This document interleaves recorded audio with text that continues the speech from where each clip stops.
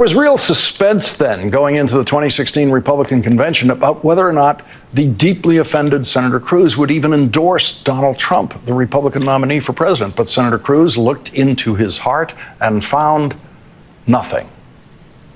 Nothing that would prevent him from endorsing the presidential candidate who attacked and lied about his father and attacked and lied about his wife. And there was Senator Cruz today in that lineup of utterly egoless Republican men craving their moment with Donald Trump, craving a possible handshake or a possible pat on the back or a wink or a smile, a glance, anything from Donald Trump. Watch now, Senator Cruz crave that moment after Donald Trump passes by Senator Cruz and pays more attention to other, more obscure people in the room.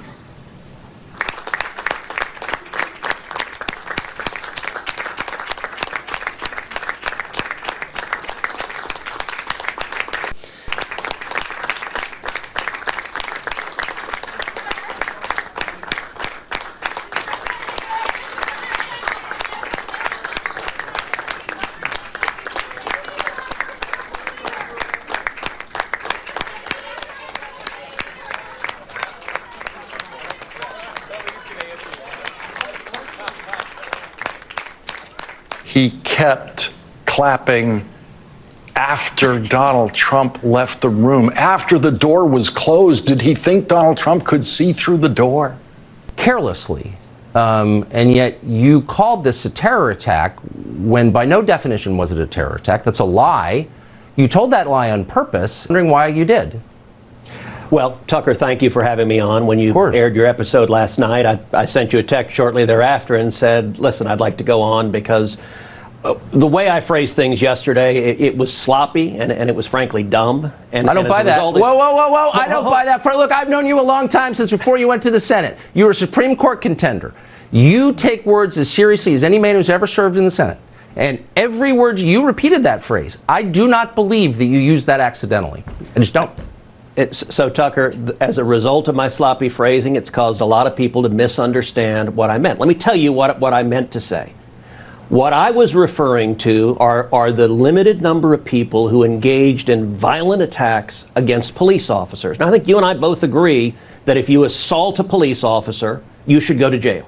That's who I was talking about. And the reason the phrasing was sloppy is I have talked dozens, if not hundreds of times. I've drawn a distinction.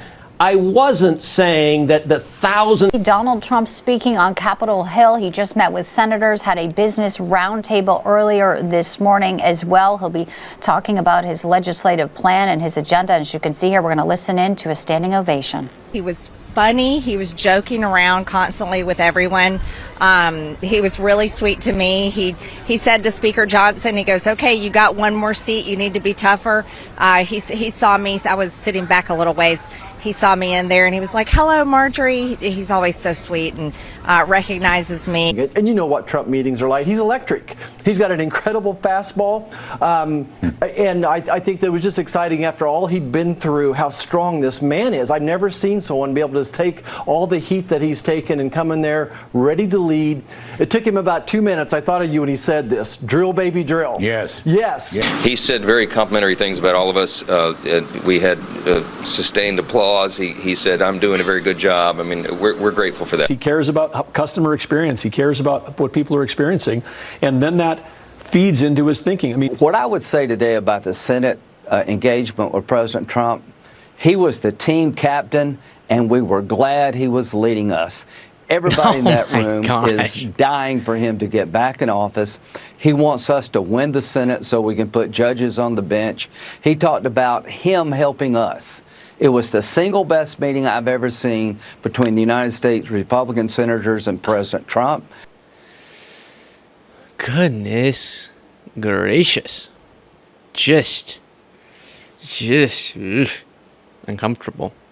So don't think for 1 second that there is a Republican Party in this moment without MAGA. I don't think the distinction makes sense anymore. To say, yeah, sure, you have this MAGA wing, But then you have the normal, reasonable Republicans. There are more rational Republicans. But the party, the infrastructure, the establishment is Trump. It is MAGA. And that's why for some time I've been saying the way that we stop that is voting against the entire Republican Party. Because that's the way a message will be heard loud and clear that will force a political organization for its own survival, right? You can't exist as a political organization if you can't win elections, to move past, obviously political survival, I just want to specify that, to move past MAGA. That's what we have to force by voting over and over against all Republicans until they realize the politically toxic component, which is MAGA, can't be a part of our brand, a part of our structure anymore. Here's the moment I was referring to where Ted Cruz is asked about the previous attacks against him and him supporting Trump nevertheless. Family. They targeted not just your dad, but also your wife. And I think a lot of people sitting at home would say, well, that's pretty cynical. I mean, this is someone who attacked your own members of your family. And what we learned from this testimony is that not only did Donald Trump know about it, he coordinated it. Look, I understand, but I knew then it was lies. It was lies then. But you didn't know Donald Trump himself was Of course I did. I said it. he did. It was obvious. And at the end of the day, I'm a big boy. And as I said, I could have made a choice.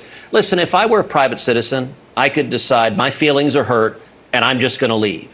But if I do that, I can't do my job. And I care about my job.